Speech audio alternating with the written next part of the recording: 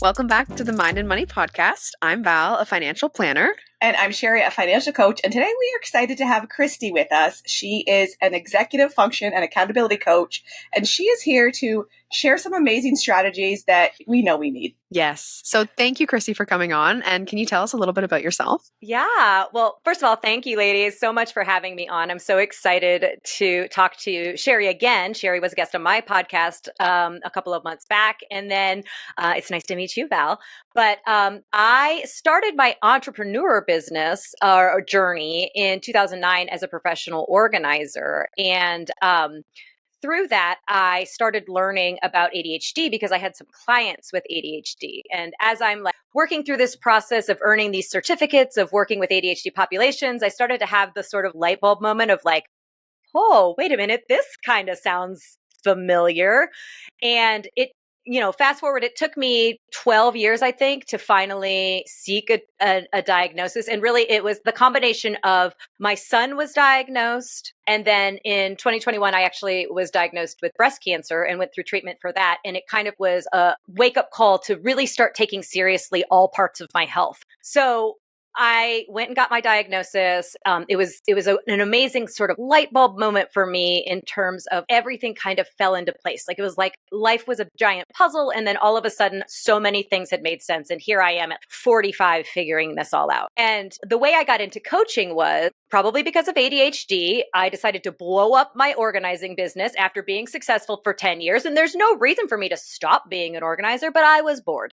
So I decided I wanted to become a business coach. And so in 2019, I started working with moms as a business coach, and I started to notice a pattern where a lot of moms that were seeking business coaches also had ADHD. And so it was just sort of like the perfect marriage of I'm exploring and learning more about my personal ADHD, plus the background that I already had, along with this sort of newer business that I started. And I really wanted to help and serve ADHD mom business owners because as somebody who had been in several business coaching groups or, worked with several coaches, I felt like there was a real gap in the industry for that specific area because there were mom business coaches, there were ADHD business coaches, but I think it's a really unique perspective to be able to serve moms with ADHD because it is a very unique juggling act that we all have if we have ADHD and we're trying to have a family and we're trying to run a business and, we just don't have enough spoons left at the end of the day when we're trying to manage all of our energy. And so that's kind of how I got to where I am today. Yeah, that's so common. And I don't know if there's specific studies on it, but there's such a high percentage of individuals with ADHD that become entrepreneurs because there's so many things that create challenges for us in their traditional workspace. And being able to have the flexibility of being self-employed is really game-changing. But you're right, without some strategies to keep all the tiny humans alive and all the balls in the air, it does become next level challenging. It's challenging to be a parent and to raise kids and work or run a business, but you throw ADHD into the mix and it really, it Bermuda really Triangle. Mm-hmm. Mm-hmm. And so, Christy, you have some strategies to help with the busy mompreneur because we need some help. Yeah. Well, one thing that I want to kind of start talking about, and I think that this sort of directly relates to your listeners, is I like to think of time, which is something that most of us moms need help with juggling. Even those that aren't executive function challenged may have struggles with time management, just you overschedule or you just don't have time for all the things. And I like to think of time like I think of money, right? So if you have a certain amount that you can spend each day, where are you going to spend your time dollars? What are the important things that you need to be spending your time dollars on? And, the thing is different is there's no credit card for time, right? There's no way that if something comes up, you can buy extra time. Although things like delegation or just deleting stuff off, that can maybe buy you a little bit of extra time. But in reality, you have a certain amount of time that is available. We all have the exact same amount of time every day. People that have their shit together they don't have extra hours. They just are using it better, right? And so that is something that I really try to emphasize to my clients is where are you spending your time dollars? And most often, one of the things I do with a client when we first start working together is I have this time tracker spreadsheet that they do. And for 2 weeks, in half-hour increments, they track what they're doing from the time they wake up in the morning until the time they go to bed at night. And what this does is I have like little codes that breaks it down into your work, your home and family, and yourself. And what I want to see is A, where are you spending your time? Because if you feel like your business isn't growing, are you spending enough time on it? Or if you feel like you're neglecting your family, where are you spending the time? And most importantly, the number one thing that literally every mom client that I have is where are you spending time on yourself? Because as an entrepreneur and as a mom, if you do not fill your cup, if you don't recharge your battery, none of this is going to be successful. You're going to hate your life as a mom. You're going to hate your life as a business owner, and you're going to burn out, right? So you need to make sure that you're making time for yourself. So we analyze where you're going to spend your time, and then we can make adjustments because just like with your money, you can't know where you can adjust your budget if you don't know where you're already spending it. Like you can say like, oh, well, I want to spend 6 hours a week on marketing. Great. Well, what are you spending on marketing right now? If you're currently spending 12 hours a week on marketing, spending 6 hours isn't going to help you, right? So, that is sort of like the first step in making sure that you're adequately spending your time dollars. Do you often see with those clients that go through that exercise that they're surprised at the end of the 2 weeks? Oh, absolutely. Yes. Nobody ever thinks they're spending as much money or money on social media as they do. Nobody. Everyone's always like, maybe I spend like a half hour, an hour a day. It's like 6 hours, like nobody thinks that they're spending as much time as, and that's fine. Like I'm not trying to judge because during the pandemic, I had to literally like block myself because I was like 8-9 hours a day, just scroll. So like, there's no judgment here. All I want is the information because like I said, we can't make change if we don't know what to change. But it's typically people are surprised that they're not spending any time on themselves and they're surprised at how much they're spending on social media. And, it really just gives us a very clear place where we can usually analyze where we make cuts. I've yet to have a client that comes in and does it and there's nowhere we can adjust because there's always something that you're either spending too much time on that can be cut back so that you can see the results that you want, or a place that we can add in time for those things that are really going to be beneficial for your family life or for your business that were previously taken up with maybe, things that didn't matter as much. Yeah, I love that. And when your clients are tracking social media time, are they separating that this is my like working, I'm creating content for my business, and this is I'm scrolling and not being as productive? Typically, because that would fall under, so there's 3 categories and you put either a W for work, an FH for family and home, or a SC for self-care in the box. And then it like turns a different color when you put those things in. Sometimes it crosses and commingles together. Yeah. So usually they'll put it under work, right? If they're doing it for like a marketing purpose. Now, if I see an exorbitant amount of time being spent on work, we'll talk about like, what are you doing during those work hours? And what we might do as we dig down is realize that the work is what you're saying. Like I go on to post on Instagram and I end up spending 45 minutes scrolling. So we can kind of like work into that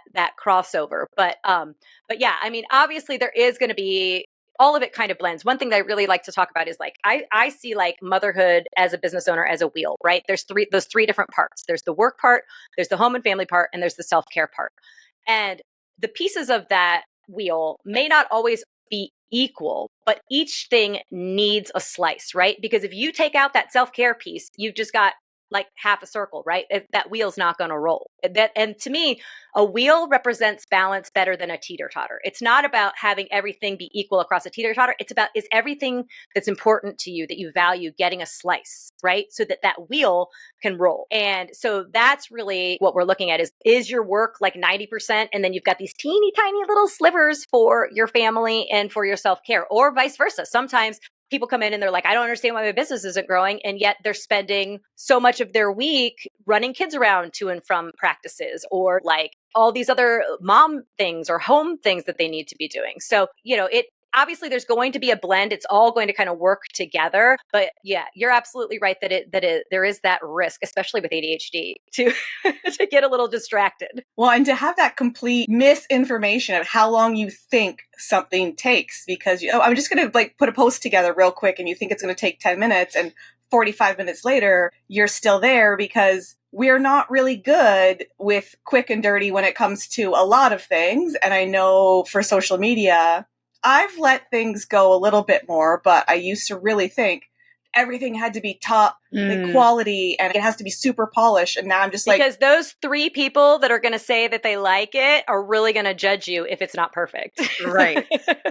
Exactly. Girl, I've been there. I'm not making fun. I've totally been there. So another thing that I like to do with clients is if they're struggling with that exact thing, right? If they feel like their time blindness is just out of control in terms of like, I say I'm going to make 3 social media posts this morning and it ends up taking 10 hours, right? Make a task time list, right? Because you're going to better be able to block out your day and figure out how much things are taking you if you actually time yourself, right? And I recommend this for work tasks, but also for home tasks. Because, for instance, I hate doing the dishes. I absolutely hate it. I would rather stick knives under my fingernails than have to do dishes on a regular basis. If my version of hell would be washing dishes and wrapping gifts, that would be the 2 things. If I had to do that for eternity, I would know that I did not live a good life, right? So if you time yourself, I timed myself doing the dishes, full thing of dishes. It took me 15 minutes. So all those times that I try to talk myself out of doing it because, oh, I don't have time to do it, or, oh, it's going to take too long,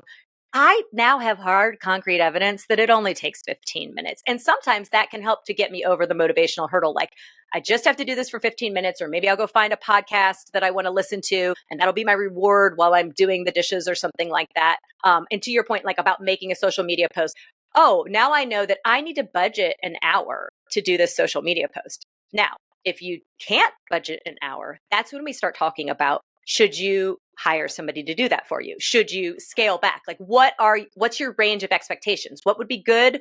What would be better? What would be best? Can you work with good because you don't have time in your schedule for best right now? And so it's very intricate, right? It's not just a matter of like, know where you're spending your time, make an adjustment, and everything is perfect going out. Like, every person is going to kind of be a little bit different in terms of how long things take and where they spend their time. Yep. And I love that you look at it in a bigger time period, right? Because a lot of times we also want things to be done instantaneously. So maybe we track our time for a day or 2 and we're like, oh, well, I'm good. But really going over 2 weeks allows somebody to get clarity around, how am I really spending my time, and being able to have it more even in a larger chunk of time versus like every day is not going to be even, but the larger chunks of time really help. And I'm curious, when your clients start working with you, and maybe this isn't something you have the information on, but like, how many hours of sleep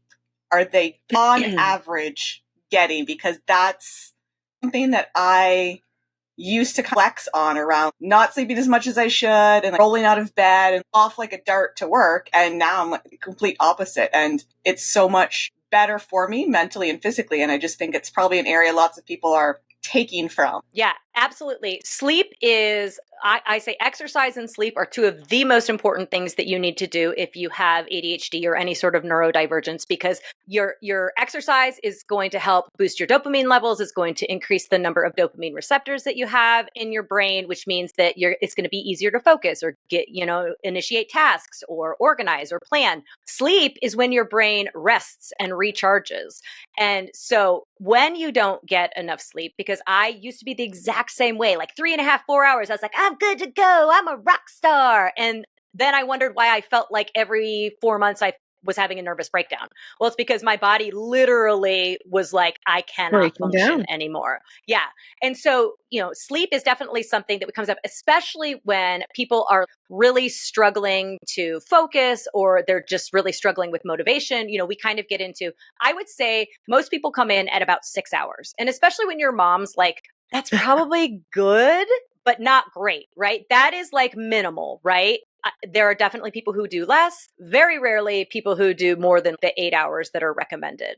But what we talk about is really getting solid with your evening routine, because getting yourself wound down, especially if you're somebody that's on a stimulant medication. So, if you've still got that kind of like around in your system, it may be harder for you to fall asleep. But if you can set up an evening routine that is going to help you to tell your body this warm shower, reading this book, doing this crossword puzzle, shutting the lights lower, like those are the things that are telling your brain. Yeah. Well, yeah, absolutely. Don't let that phone. I actually have clients that will charge their phones in the bathroom. Like they'll go in and brush their teeth and do all the things, and then they leave their phone in the bathroom when they go to bed for that exact purpose, because we have no impulse control, right? Yeah, mine needs to be further away. Mine needs to be on another level. You put it at the neighbor's house. Would be ideal, but I also use app blocking apps so that I don't have access to them. And yes, I can get access to them, but I try not to. It's like a rule that I try and really stick to. I am a huge fan of app blockers. The one that I have comes on at 9:30 at night and goes until midnight, because I usually try to get in bed between 9:30 and 10. Now on the Android, the app that I have, you cannot get around it unless you make a donation to charity. So I love that. Now Apple, because I've done so much research on app blockers, because it's a huge issue with a lot of my clients. Apple does not allow that. Like you have to have a way to get around it. It's something that they have in their contract with their app people, that like you have to be able to access the apps on the phone. I was just about to ask you the name of it so I could write it down. Yeah, nope. It's only available for Android right now, but there are 3 of them that are available for, and I don't know which one you're using. I know the one that I like to recommend most is called freedom.io. And it's available for Apple. And then you can also put it on your computer. So if you need a focused work session, you can have it block it out for a scheduled period of time. Like if every day you want to be working at your computer from, 10 a.m. to 12 p.m. and you don't want to be tempted to go on the internet or check in on TikTok or something like that, you can actually have it on your computer as well as on your phone, which I really like that. And I think well, don't quote me on this, but I think it's like $39.99 a year for that. So that's the Apple one that is sort of my go-to. And then I think the one for mine is called Detox. It's just basically, I just looked up app blocker in the Android store. I stumbled on this one and I've been using it for 4 years now. So I think that that's a really great thing. Any way that you can put those physical barriers in place. And I think that one thing, especially if women have been diagnosed with ADHD later in life, they have a shame around needing these kinds of things. They have a shame around, well, why can't I just control my impulses? Why do I have to why do I have to have 7 different bank accounts for my money to go into? Why can't I just have it all in one bank account and keep it organized like everybody else does? And I really am on a mission to get rid of that shame, because I think that it's empowering to be able to use your full potential because you have support. I look at it less as a crutch and more of it as a support. Like your brain just isn't working in the same way that other people are. And that's okay. If it's still getting you from point A to point B, then it's fine. It's okay that you have to write everything down, or that you have to put an app blocker on your phone, or you have to have 75 million reminders during the day on your Alexa so that you are keeping up and on track for your day. That's fine, because in the end, is it more important that you do something like everybody else, or is it more important that the things are getting done? Yes. Oh, hell yes. You're right. We try and do things. Well, I should be able to do this. Okay, but if you can't, and history has proven that, and ADHD, we have this remarkable ability to think that tomorrow we're going to be this completely different human being, but we're not. So get the help.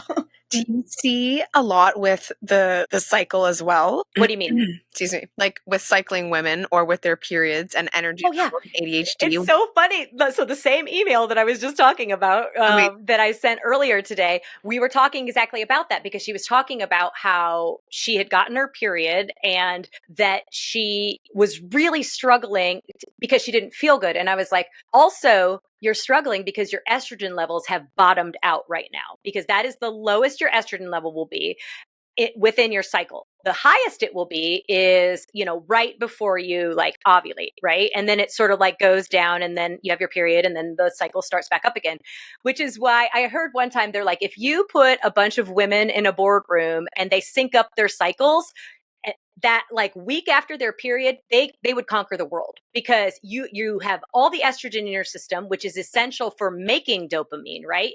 That's why when we get into our 40s and we start with perimenopause or menopause, that brain fog really seems like it's hitting so hard is you have less estrogen in your system, which means you're making less dopamine, which means it's harder for your executive function, right? So same thing when you're in your cycle. When it gets low, you have less dopamine in your system. You're going to feel more brain fog on top of just feeling like icky and having headaches and cramps and all that kind of stuff. So give yourself grace, ladies. It's temporary, but there's a client of mine that actually tracks her cycle and tries to, because she is an entrepreneur and she has the capability of doing this, she tries to make sure that if her cycle is coming up to like her period week, she doesn't plan any big projects or things that are going to require a lot of focus and energy for those weeks.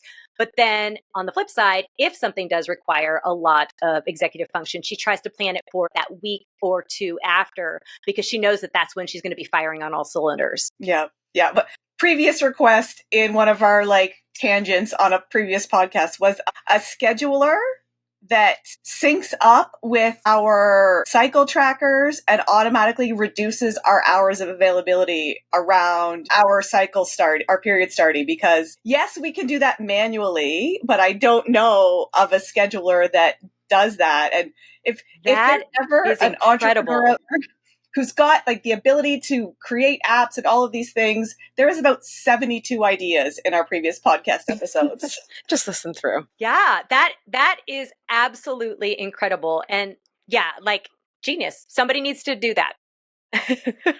Are most of your clients that you work with medicated, or do you have other ways that you like sleep, exercise, other pieces of advice that you give to them if they're not, or if they are too? Yeah.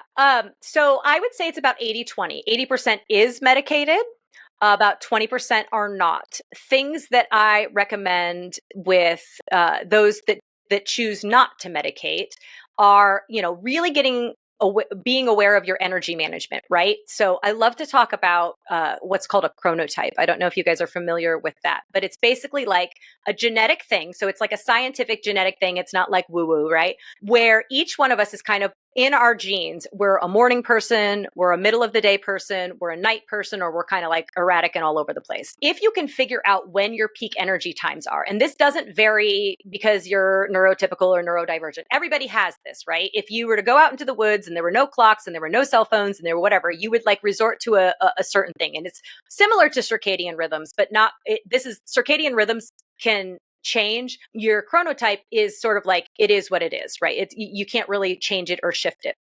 And if you can work with those peak energy times, especially if you're not medicated, you can choose to do those harder tasks, the things that it's harder for you to motivate yourself to do during your peak times, rather than trying to squeeze energy out of a time of day when you don't have it. So for instance, in my life, again, back to the dishes, I hate doing dishes. And I used to really beat myself up because after dinner, all I wanted to do is veg out on the couch and not do the dishes, but I would force myself to do it, or some days I wouldn't do it. And I would have a lot of guilt around this. And when I am a morning person, so I'm what they call a lion, I love being up at the ass crack of dawn. Today I woke up at 4:30. I woke up at 4:30 voluntarily. I woke up. I love being up early in the morning. So I started giving myself grace about getting the dishes done after dinner and started doing them in the morning. I have so much less resistance, right? So that's just kind of an example of like how you can work with your energy. We talked about exercise, we talked about sleep. The other thing is food. It's really, really important for you to make sure you're getting plenty of protein, because protein has the amino acids, the building blocks for the neurotransmitters that you need. So if you're not getting enough protein in your diet, then you're not giving the raw materials, the lysine and the tyrosine that you need to make serotonin and norepinephrine and dopamine in your system. And so you're already at a disadvantage with having ADHD, and then you're putting yourself at an even bigger disadvantage because you're not even producing the minimal amount that you can. So, and there's some other things that you can kind of do to boost your dopamine. Getting out into the sun is something. Some people caffeine works. Other people caffeine puts them to sleep. It just kind of depends. So I don't typically recommend that, but like if that is your thing, because caffeine is a stimulant, but sometimes it actually can have the inverse effect to those of us with ADHD. But yeah, those are some of the things that we'll talk about and that we'll try to incorporate when they are trying to figure out their schedule and their time blocks and when they should be working on things if they decide that they don't want to medicate. What advice would you have for a mom who dedicated some time to tracking where they were spending their time and saw that there was no slice for them, and they know they need to increase that slice? What things would you suggest they look at first when it comes to giving themselves more time? Yeah. So one thing is to delegate, right? Is there something that you can delegate in your business or in your family life? I think that in general, moms tend to pick up a lot of the invisible labor in the household. The invisible labor of running the kids to and from practices, or taking them to and from school, or, doing the stuff around the house, or even just like grocery shopping or meal preparation, or all of those things a lot of times fall on the women in the house. Is there a way that you can delegate or delete those tasks out of there, right? Can you ask your husband to pick up a grocery order at the store? He doesn't have to do the shopping. He just has to pick it up on the way home. Can you do a carpool with your kids so that some days you're driving, but some days another mom is driving or another dad is driving? I live in a very sort of hippy dippy community here in Columbus, Ohio, where the dads are very integral, and it's very common that they share the load a little bit more, which has been amazing. And I love that my boys are getting to see that as an example. In fact, I have 3 of their friends who I communicate with the dads. I don't even communicate with moms. I just communicate. If this kid wants to come over, I text the dad. So I think that we're slowly kind of getting to this more division of labor. I feel like the more generations we get, at least here in the United States, past, the women's movement and women really entering the workforce in larger numbers and things like that. Now that we're a couple of generations past, like everybody has a stay-at-home mom, you're starting to see a better division of labor. So the first thing is like, look for places that you can delegate. The second thing is like, be honest, because a lot of times when you're looking at your schedule and you're like, I can't give anything up, or there isn't any place, it's bullshit. Like there is definitely some place that you can do it. Like you may think that you're working all the way up until 9 o'clock at night, like working, meaning like you're doing stuff for your job, or you're doing stuff for your kids, or you're doing stuff for your home. But are you really? And, a lot of times if I start to drill down and ask questions, it gets a little wishy-washy in terms of like, oh, I guess you're right. I really don't need that long to do that. Or that's not something I have to do every day. I could replace that with something for myself. And the third thing I like to talk to people about is it doesn't have to be exorbitant or long. It can be your face care routine at night before you go to bed. I love skincare and face care and things like that. It takes me 10 minutes, right? But it's something I'm doing for myself. I do Duolingo every morning. I think normally it takes me 5 to 8 minutes to do a Duolingo lesson. But you know what? It's something I do just for myself that enriches me, and it takes 5 minutes. So I think sometimes we get caught in this trap that taking care of ourselves or doing something that is just for us as women or as moms has to take a lot of time, but it doesn't. It can just be these little pockets throughout the day where you are doing something that is specifically for you, that isn't in accordance to what you're doing for work or what you're doing for your family. It is something that you are doing specifically for yourself. Yeah. Yeah, I love that. And I think too, if you can find ways to add a pocket of that time to first thing in the morning, you start your day off in a completely different frame of mind because you've taken some time for yourself before you give to others. And even if it's 5 minutes or 10 minutes, I've been doing meditation first thing in the morning. And full disclosure, I am an empty nester, so I don't have little ones to take care of. So my situation is a lot different. But that pocket of time where it's just me, I'm trying to like slow down my mind, starting my day in a good spot. And it really has been super impactful. But if you take yourself back to when you did have your little one at home and you would shoot out of bed and go to work early, like imagine the version of yourself you could have given a little bit more love to and how you would have shown up. I wouldn't have been an angry bitch every day because I really was. I was reflecting on this earlier this week, and I really pride myself now in having a slow morning. Like I am 2 hours from the time that I wake up to the time that I am doing work most days, and I'm working out, I'm meditating, I'm taking some time to read. And it just like, it's a complete shift from where I used to be. I used to, again, prideful of, yeah, I got up 15 minutes ago and now I'm at work. Like, what? But Yeah. function. even when you worked last year full time, were you still having those slow mornings? Like you still made that a routine. Yes, but I Right. had more flexible schedule versus Right. mornings. I would start work at 4 o'clock in the morning. Gee, thank God I'm not doing that anymore. 4 o'clock in the morning, 6 o'clock. Like I worked crazy shifts, and I really did wear it as a badge of honor that I get to work I with was pillow dead creases. asleep 15 minutes ago. But I think it comes to that it's the trend right now where if he wanted to, he would. If you wanted to, you would. Mm-hmm. Which is a tough pill to swallow because there's times where I'm like, I don't know where my day went, but I didn't have time to do this. And I'm like, yeah, you fucking did. Yep. Yeah, you did. You just didn't choose to prioritize it. And it's hard to not carry that shame. It really is. It's also the shame, but also I think that there's a little like kickback that you get from it. Like there's sort of like a badge of honor to be like, I give so much to everybody else. I'm I so just busy. don't have time to do anything for myself. I'm like, fuck that. Like, get over it, ladies. You have to start taking care of yourself. You have to start it. Listen, I got breast cancer. I was the girl who didn't wear real deodorant. I was a vegan for several years. I, didn't drink much, smoked a little bit in my 20s, but didn't we all? Most of us, like we haven't had a microwave since 2003. Like I thought I don't clean with normal, regular cleaning products. I thought I was the girl that wasn't going to get sick. Right. And I had breast cancer. Had I waited 6 months to go get a mammogram, the doctor's like, this would have been like stage 3 or stage 4. So you have to take care of yourself. You have to make the time to take care of yourself. You have to make those doctor's appointments. You have to lower your stress levels. You have to make sure you're getting enough sleep and that you're making time for eating, because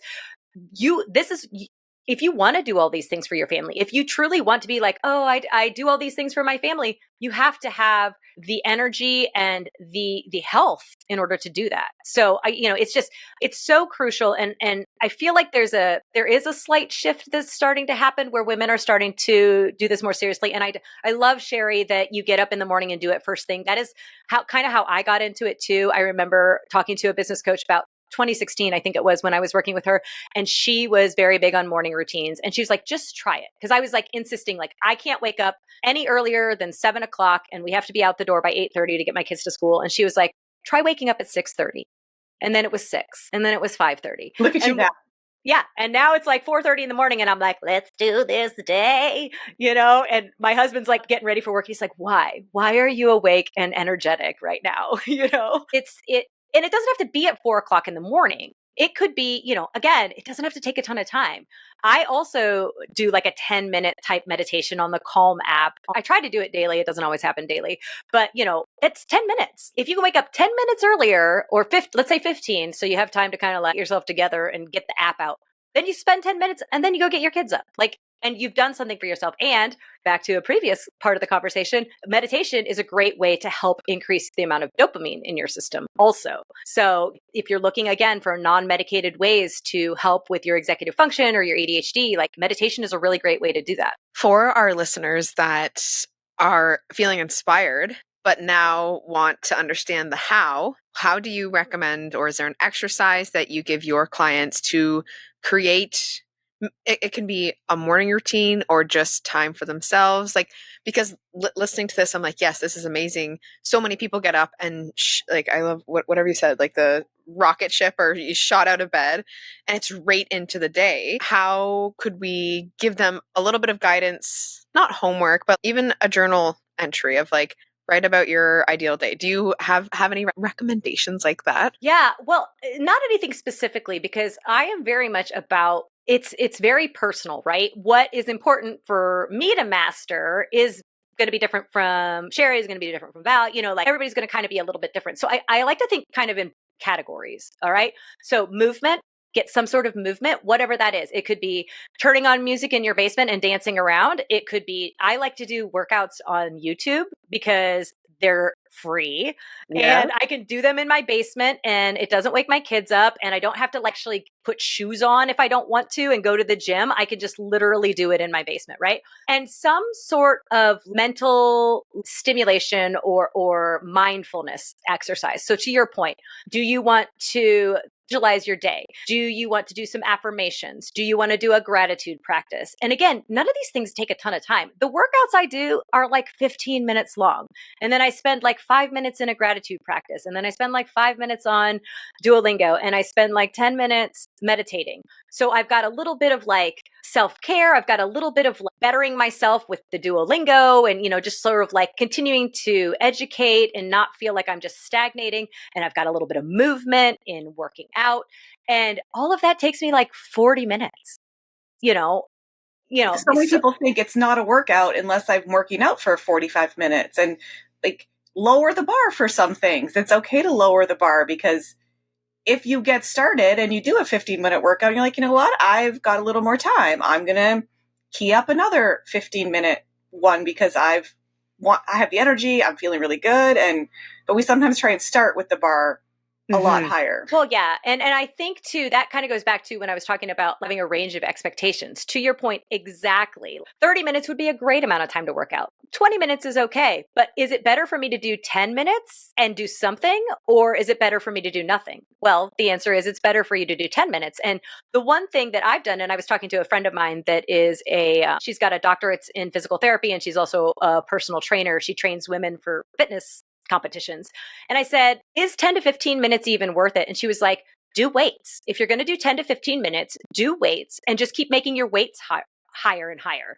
And if you do that, not only is it really important, especially for women after 40, to lift weights because of bone density and just you're going to start to lose muscle mass and all that kind of stuff. It's also a way that you can kind of keep squeezing in those workouts in shorter periods of time, but making them harder and harder without making it longer and longer. I love that. And I think we could really talk forever, but I know we want to be respectful of your time and our listeners' time. And these have been some great tips. And I love just starting with the foundation of the time tracking and the alignment between time and money. And it resonates with me so much. And I'm sure it will for our listeners too. So it's been great to have you, Christy. And we're really grateful for all of those tidbits that you shared with us. And thank you to our listeners. And we can't wait to see you next time on the Mind and Money podcast.